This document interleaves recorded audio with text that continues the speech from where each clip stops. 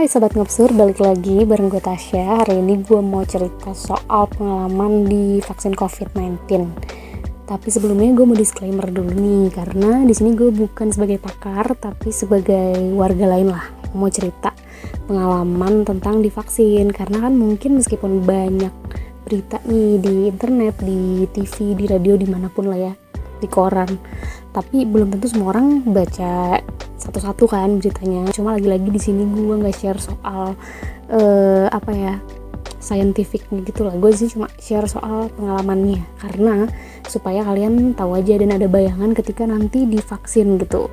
Karena jujur nih ya, meskipun gue pribadi itu nulis tentang vaksin mungkin hampir setiap hari rutin lah ya, tapi tetap aja pas mau vaksin tuh ada secara psikologis kayak aduh mau divaksin nih gimana ya nanti gitu.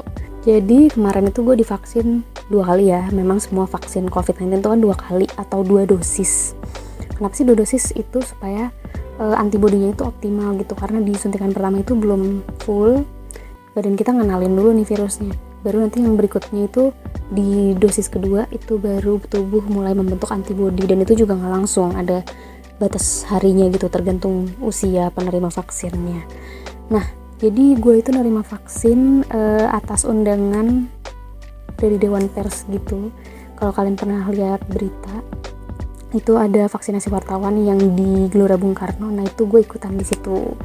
Itu dosis pertama gue itu tanggal 27 Februari dan yang kedua itu tanggal 16 Maret.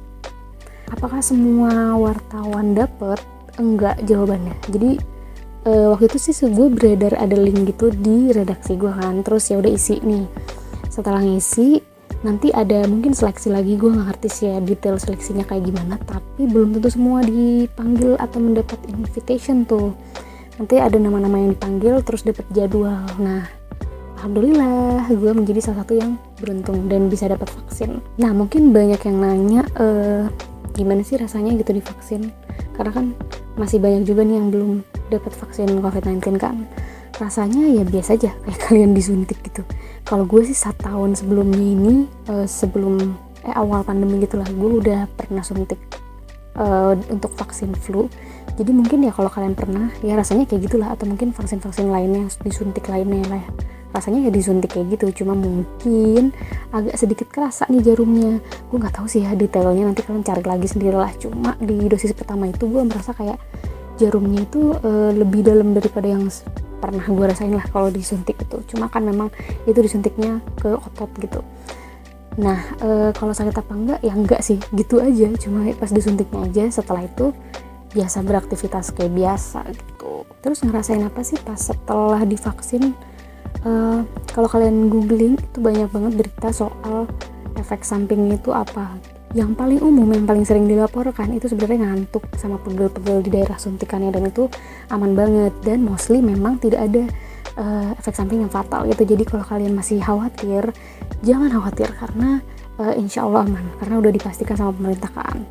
Nah kalau gue waktu itu di suntikan pertama itu gue pusing setelahnya. Itu juga salah satu ini sih efek samping yang banyak terjadi gitu, meskipun ya nggak seumum ngantuk sama lapar katanya sih gitu. Tapi di suntikan pertama itu gue memang udah pusing sejak sebelum divaksin, makanya belum tahu nih apakah emang ini pusingnya ini karena vaksin atau memang karena lagi pusing aja gitu. Ini sekalian gue jelasin juga ya, apa sih kira-kira pantangan sama yang disarankan sebelum vaksin gitu.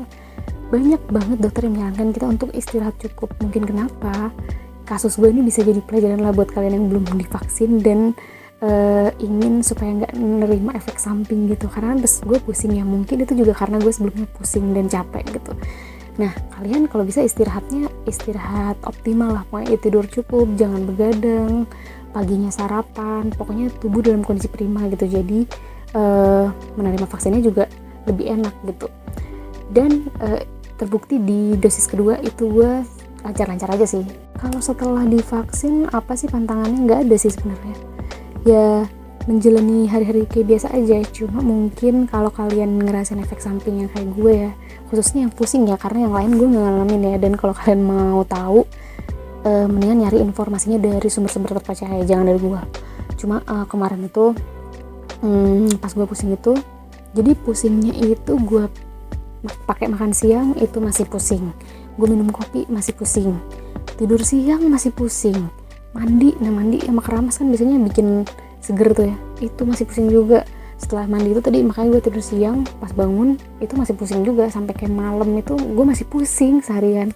Tapi ya mungkin pengaruhnya karena memang dari pagi itu udah pusing ya. Cuma apapun itulah penyebabnya, setelah itu gue minum, ini sebut merek ya, cuma ini nggak di endorse ya, gue minum Bodrek waktu itu kan, terus langsung sembuh gitu. Nah pas suntikan dosis kedua, gue tanya ke yang nyuntik, karena yang nyuntik nanya gitu, ngerasain apa pas suntikan pertama. Terus gue bilang pusing, bla bla bla bla bla, gue ceritain, dan gue minum Bodrek.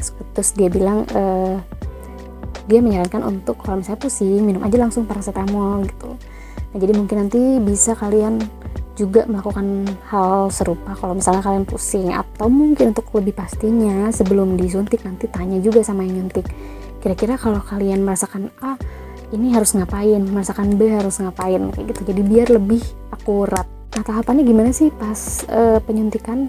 Ini gue cerita khusus untuk yang vaksinasi wartawan ya, gue nggak tahu kalau misalnya vaksinasi lain ini urutannya gimana gitu. Cuma di sana itu pasti akan ada yang ngatur, jadi kalian nggak akan ngerumun gitu lah. Pokoknya pas datang itu, kalau gue kemarin suruh nunjukin identitas lah ya, nunjukin identitas, terus nanti nunggunya pun dikasih jarak gitu, diatur banget. Terus nanti kalian maju verifikasi dokumen, terus nanti kalian dapat nomor urutan yang kalian akan pegang selama proses vaksinasi. Terus nanti nunggu lagi untuk masuk ke area tempat periksa kesehatan.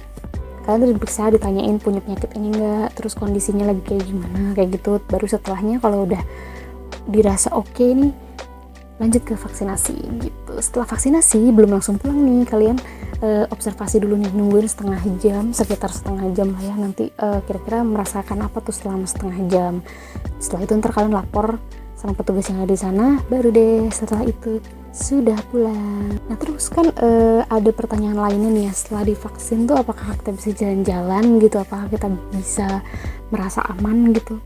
Jawabannya adalah sedikit lebih aman, cuma bukan berarti kita tidak akan kena COVID-19 ya, karena ya virus masih bisa masuk ke tubuh kita gitu, kita masih bisa terinfeksi, tapi mungkin tingkat keparahannya aja.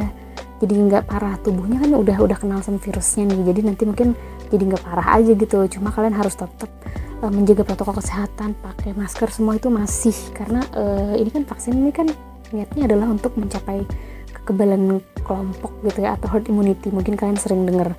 Itu kan harus mencapai sekitar ya 70%-an populasi lah. Nah sekarang kan meskipun kalian dengar banyak berita vaksinasi, nyatanya yang divaksin itu masih jauh lebih sedikit daripada yang belum. Makanya sebelum mencapai targetnya itu kita ya tetap harus menjalankan protokol lah gitu. Nah mungkin dari kalian bertanya-tanya nih ya, gimana nih kalau warga biasa terus bukan prioritas pengen dapat vaksin gitu.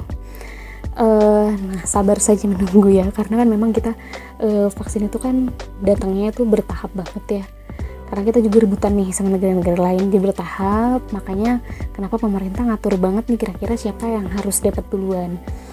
Kemarin kan mungkin di awal itu kan nakes dulu nih, terus masuk ke kelompok-kelompok prioritas lainnya, lansia juga kan sempat nanti juga mau masuk ke kelompok rentan, dan mungkin abis itu ada lagi lah pengaturannya.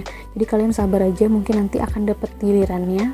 Tapi ada juga nih yang namanya vaksin gotong royong, itu tuh buat perusahaan-perusahaan. Jadi mungkin kalau kalian yang punya kantor nih, tanyain ke pihak kantornya kira-kira ada jatah vaksin gak gitu. Tapi jangan khawatir lah, meskipun kalian nggak dapat, misalnya kalian wirausaha gitu ya, nggak punya jatah vaksin dari kantor, atau mungkin kalian juga bukan kelompok prioritas yang kayaknya sih nggak akan dapat dalam waktu dekat gitu ya, sabar aja, kalian ntar pasti akan dapat vaksin juga. Oke udahlah segitu aja ya cerita-cerita tentang vaksinasi COVID-19 ya, biar nggak kepanjangan.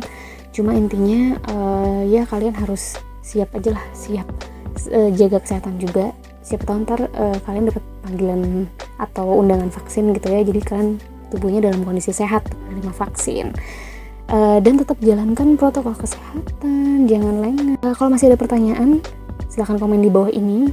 Kalau misalnya suka sama videonya juga bisa like, subscribe juga jangan lupa, sama kalian juga bisa komen dan kirim DM atau ngapain aja ke Instagram kita di @mapsur.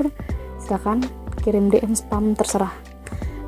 Kalau mau request video berikutnya juga komen aja di bawah ini atau ke Instagram kita, oke? Sampai ketemu di video berikutnya. Jangan lupa like, komen, dan subscribe Mapsur Official. Klik juga tombol lonceng untuk dapat notifikasi video terbaru kita.